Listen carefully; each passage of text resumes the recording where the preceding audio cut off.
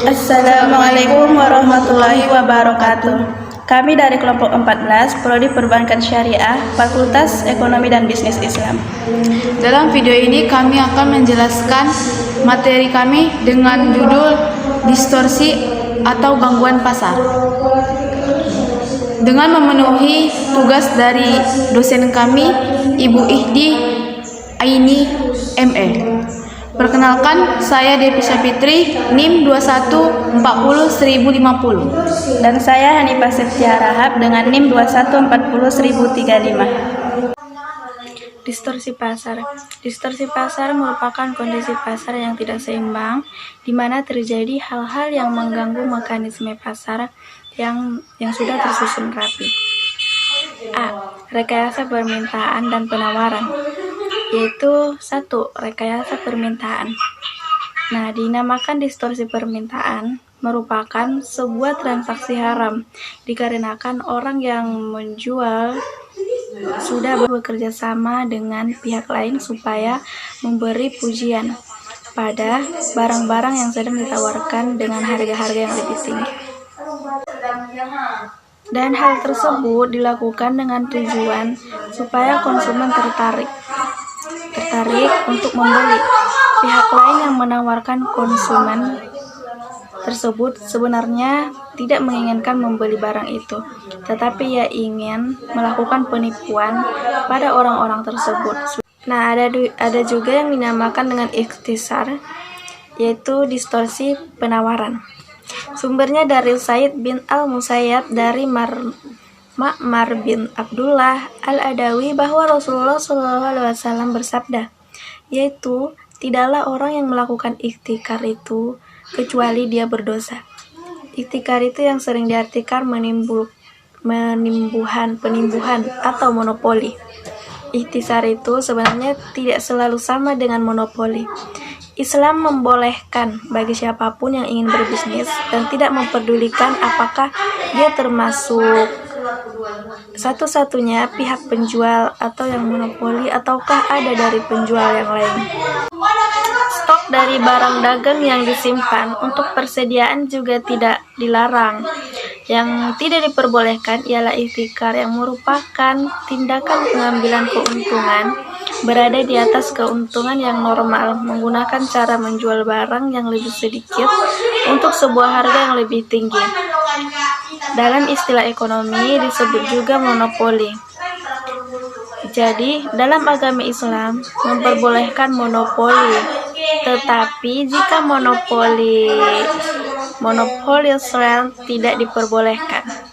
Jika ada penjual yang melakukan penimbuhan barang yang tujuannya bukan digunakan sebagai persediaan, tetapi malah disalahgunakan untuk memainkan harga agar menjadi semakin tinggi. Next, untuk materi selanjutnya yaitu penetapan harga atau taksir. Taksir ialah produk yang dilarang dalam Islam. Pihak yang mempunyai otoritas ekonomi atau pemerintahan tidak mempunyai wewenang dan hak dalam menentukan harga yang tetap untuk suatu barang atau produk, kecuali sudah menyediakan ketetapan produsen atau pedagang dengan jumlah yang cukup umum dijual dan harga yang sudah ditetapkan, atau suatu pasar dalam keadaan kezoliman yang dapat mengakibatkan mekanisme pasar yang sehat menjadi rusak.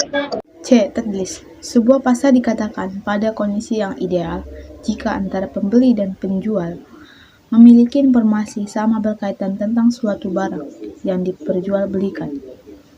Jika salah satu dari pihak ada yang tidak mengetahui informasi seperti yang orang lain miliki, maka pihak yang salah satu akan dirugikan dan akhirnya menimbulkan penipuan atau kecurangan pada pasar. Pada ekonomi Islam, jika barang yang diperjualbelikan mengalami ketimpangan informasi dan informasi yang diperoleh tidaklah sama antar kedua belah pihak, maka unsur rela sama rela menjadi dilanggar. Agar tidak terjadi penipuan, maka setiap pihak seharusnya pihak lain juga mempelajari. Jika dalam ekonomi konvensional disebut game teori. Bentuk-bentuk tadlis. 1. Tadlis kuantitas. Peristiwa ini terjadi ketika hanya ada salah satu pihak saja yang mengetahui adanya penipuan.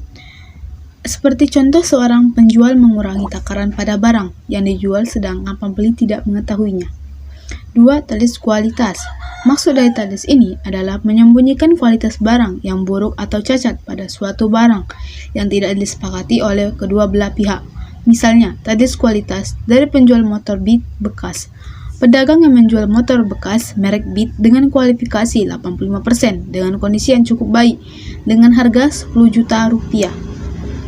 3. Talis harga. Talis yang seperti ini adalah kegiatan menjual barang yang harganya lebih rendah atau lebih tinggi daripada harga normal atau harga pasar dikarenakan pembeli atau penjual tidak mengetahui.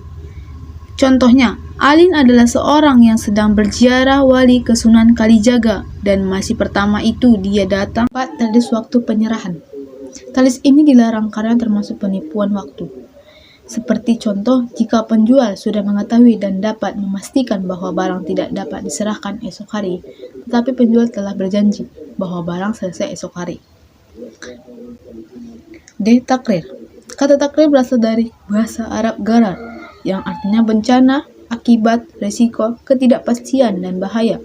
Sedangkan istilah takrir menurut fikih muamalah artinya melakukan sesuatu secara membabi buta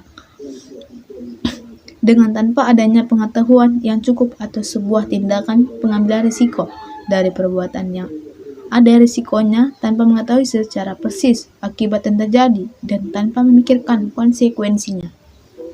Macam dari takrir. 1. Takrir kuantitas. Takrir dalam kuantitas seperti contoh ketika penjual membeli seluruh hasil panen mangga pada saat buah mangga belum matang atau masih mentah. Saat terjadi transaksi yang terjadi di awal di antara pembeli dan penjual yang tidak mengetahui secara pasti jumlah atau kuantitas panen mangga yang diperjualbelikan. Hasil panen ketika buah mangga matang bisa lebih rendah atau lebih tinggi dari jual beli perkiraan di awal. 2. Takrir kualitas. Contoh dari takrir kualitas ialah ada seseorang yang menjual anak sapi yang masih belum lahir dan juga masih ada di dalam kandungan induknya. Harga yang disepakati adalah 3 juta rupiah. Harga tersebut adalah harga perkiraan di mana penjual dan pembeli tidak mengetahui secara pasti kondisi dari anak sapi yang nantinya lahir. 3. Takrir harga. Gharar dalam harga, contohnya jika penjual mengatakan bahwa harga jual blender adalah Rp200.000 jika dibayar secara tunai atau Rp300.000 jika dibayar secara kredit selama 3 bulan, lalu pembeli menyetujui hal itu. 4. Takdir waktu penyerahan. Contohnya adalah Ani kehilangan motor Vario dan ternyata Julfa sudah lama menyukai motor Vario seperti milik Ani. Dan karena itu ia menginginkan untuk membeli. Akhirnya Ani dan Julfa sepakat. Ani menjual motor Vario yang hilang itu kepada Julfa seharga 13 juta rupiah.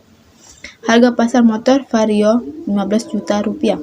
Motor Vario tersebut akan segera diserahkan sesudah ditemukan. Sekian dari penjelasan kami mengenai distorsi pasar. Semoga bermanfaat dan dapat dipahami. Jika ada kesalahan kata, kami mohon maaf dan kepada Allah kami mohon ampunannya. Sekian dari kami, pamit undur diri. Wassalamualaikum warahmatullahi wabarakatuh.